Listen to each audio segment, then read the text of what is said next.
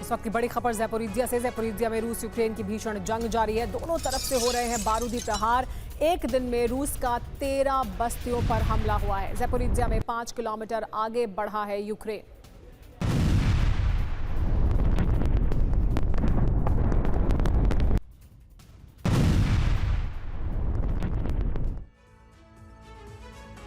तो ज़ैपोरिज्जिया में संग्राम महाविनाश का क्या आगाज है ये। रूस और यूक्रेन में देखिए हो क्या रहा है। 24 घंटे में 755 हमले हुए रूस में। यूक्रेन में 24 घंटे में 3.5 किलोमीटर पर कब्जा कर लिया गया है। इसके अलावा रूस में 13 बस्तियों पर अटैक किया गया है। तो यूक्रेन में अब तक 5 किलोमीटर आगे बढ़ चुकी है सेना। बड़ी बात यह है कि ज़ैपोरिज्जिया न्यूक्लियर प्लांट के पास भी युद्ध शुरू हो चुका है और ये बड़ा खतरा है। यूक्रेन में भड़की युद्ध की चिंगारी अब महाविनाश की ज्वाला में तब्दील होती जा रही है। हालांकि हमला कौन करेगा, कब करेगा, इस बारे में स्पष्ट रूप से नहीं कहा जा सकता। लेकिन इतना तय है कि ये जंग अब नेटो बनाम रूस में बदल सकती है। हालांकि फिलहाल ये दौर संदेश और चेतावनी का है, जिसमें सबसे बड़ी भूमिका शक्ति प्रदर्शन की है। आखिर ऐसा क्यों कहा जा रहा है, देखिए इस रिपोर्ट में।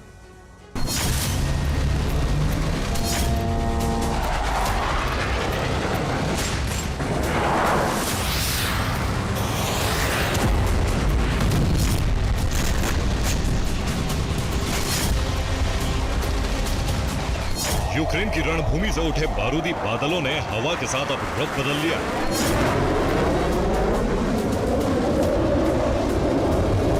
पूर्व से पश्चिम की तरफ उड़ रहे ये बादल बता रहे हैं कि पुतिन यूरोप की किसी भी गतिविधि को नजरअंदाज नहीं करना चाहते।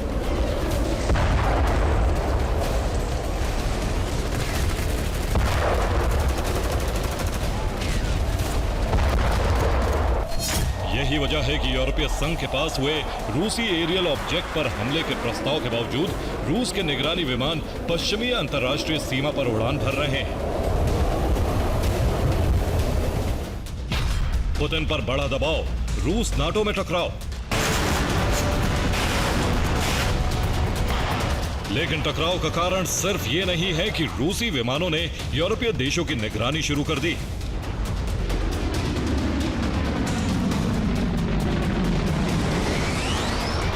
बल्कि इस टकराव और रूस की तरफ से शुरू हुई निगरानी का कारण और भी ज्यादा गंभीर है, जिसकी शुरुआत हुई है यूरोपीय संघ की संसद में रूस विरोधियों के कदम से।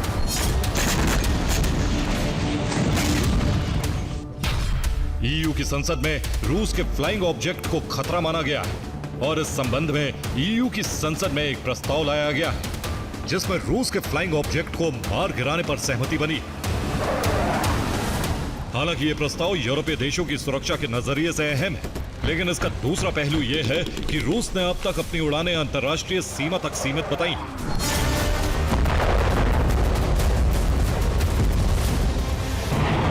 और यह प्रस्ताव रूस की अंतर्राष्ट्रीय सीमा पर उड़ान को भी प्रतिबंधित करता है, जिस पर टकराव बढ़ रहा है। तो वहीं दूसरी तरफ ब्रिटेन ने समुद्री मोर्चे पर रूस के लिए संकट खड़ा कर दिया है। रूस के जहाजों की आवाजाही को पूरी तरह से रोक दिया गया है और रूस से संबंधित 137 कंपनियों को प्रतिबंधित कर दिया है।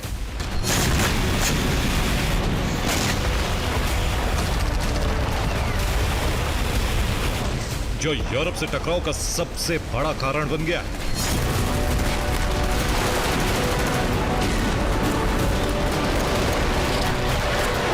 और यह टकराव रूसी सर्विलांस प्लेन की उड़ान को बढ़ाने पर मजबूर किया है खुद यूरोपीय देशों ने।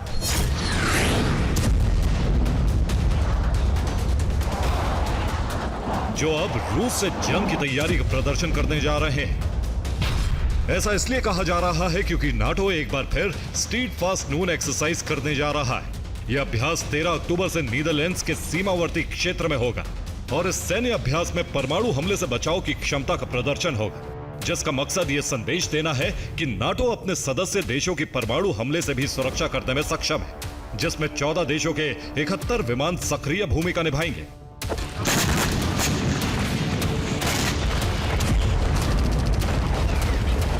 हालांकि ये एक वार्षिक अभ्यास है, लेकिन इस बार नीदरलैंड्स के नेतृत्व में होने वाले इस आयोजन का टारगेट रूस है। ये मकसद सार्वजनिक हो गया है, जिसकी पुष्टि की है नाटो के उन विमानों ने जिन्होंने रूस को चेतावनी जारी करने की कोशिश की।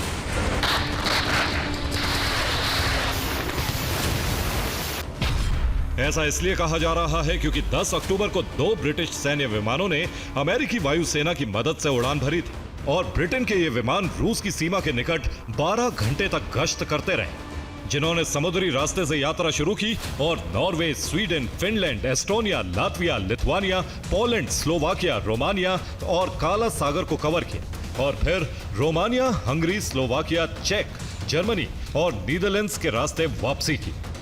ब्रिटेन और अमेरिका की इसी गतिविधि ने पुतिन का क्रोध और ज्यादा भड़का दिया।